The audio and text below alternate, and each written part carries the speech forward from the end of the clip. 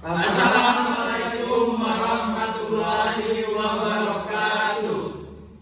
Baiklah, kami di sini dari kelompok 3 ingin mempresentasikan hasil diskusi kami yang berjudul tentang perilaku hidup bersih dan sehat. Tapi sebelum memasuki materi, kami ingin memperkenalkan nama-nama anggota kami terlebih dahulu. Perkenalkan, saya Gasaleva Andriano. Saya Muhammad Usman Amadi. Saya Darul Sahir Ramadan. Saya Dami Pranata. Saya Rahiki. Saya Nugroho Febrian.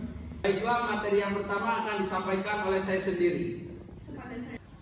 Baiklah, materi yang pertama yaitu perilaku hidup bersih dan sehat. Kita memasuki ke pengertiannya terlebih dahulu. Pengertian dari perilaku hidup bersih dan sehat adalah sekumpulan perilaku yang diperhatikan atas dasar kesadaran sebagai hasil pembelajaran yang menjadikan seseorang atau keluarga dapat menolong diri sendiri di bidang kesehatan dan berperan aktif dalam mewujudkan kesehatan masyarakat. Berikutnya ini ada macam-macam perilaku hidup bersih dan sehat. Yang pertama di bidang gizi, yang kedua pada bidang kesehatan lingkungan, yang ketiga pada bidang kesehatan ibu dan anak, serta keluarga berencana atau KB. Yang selanjutnya ada di bidang pemeliharaan kesehatan, di bidang gaya hidup sehat, serta bidang obat dan farmasi dan sebagainya.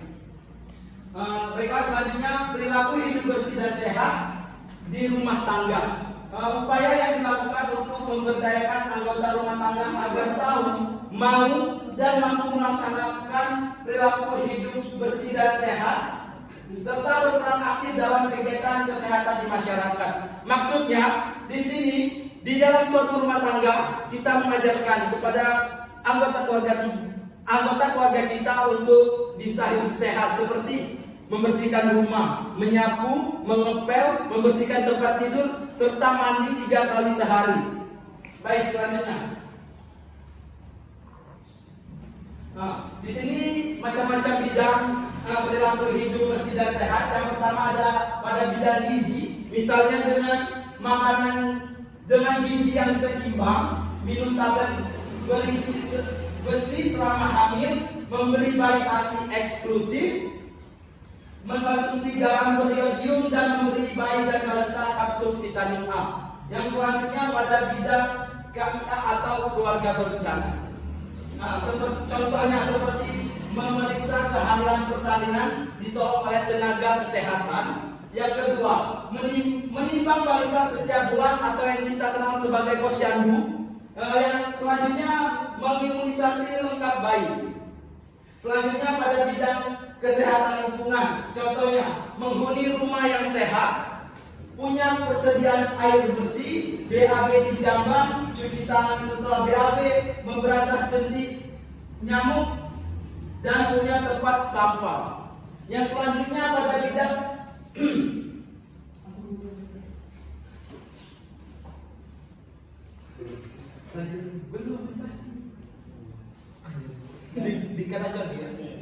selanjutnya pada bidang pemeliharaan kesehatan, misalnya BAB dijambang, pemeliharaan kesehatan, aktif mengurus UKBM atau sebagai kader, memanfaatkan puskesmas atau sarana kesehatan lainnya.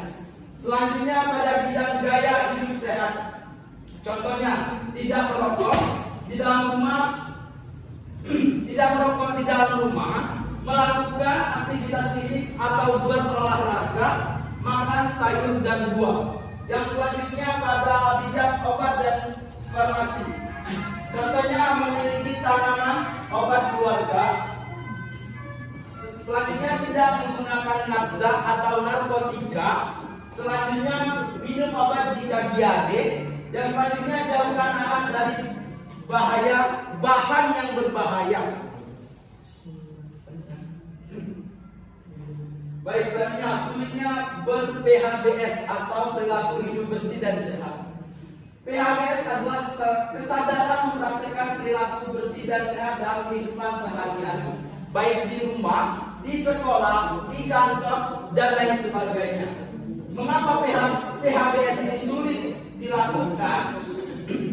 Itu terjadi karena dari perilaku seseorang itu sendiri. Bisa terjadi karena dia pemalas, dia malas untuk membersihkan dirinya sendiri, apalagi untuk lingkungan yang lain. Oke, selanjutnya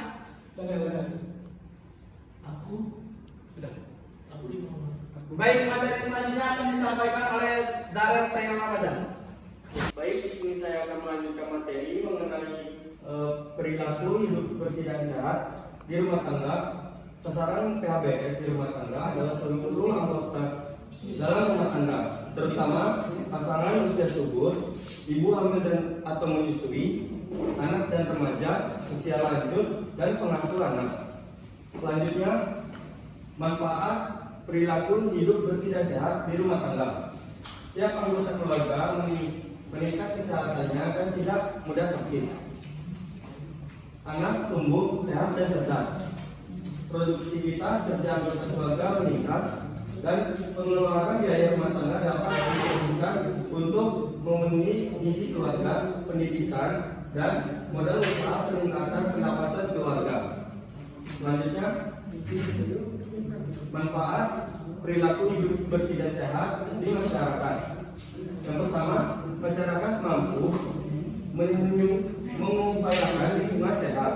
Kedua, masyarakat mampu mencegah dan menanggulangi masalah-masalah kesehatan.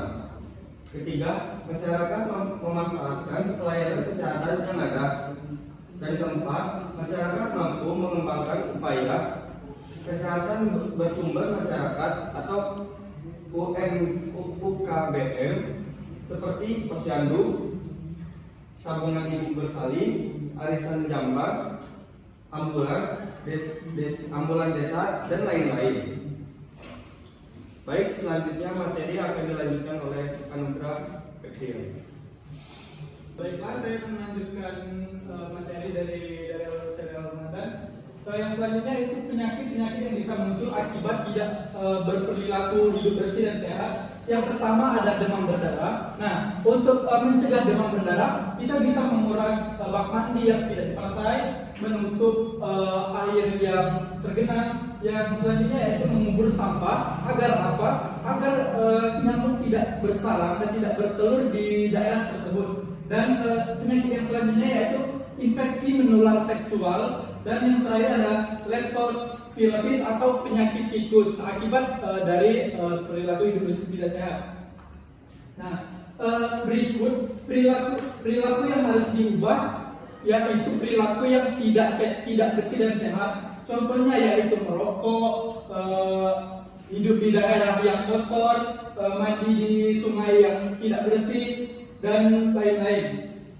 Nah, kalau kita tidak menjaga perilaku hidup bersih dan sehat, maka kita akan terjadi diare, demam berdarah, demam, dan juga berbagai penyakit, contohnya katarak, penyakit kulit, dan lain sebagainya.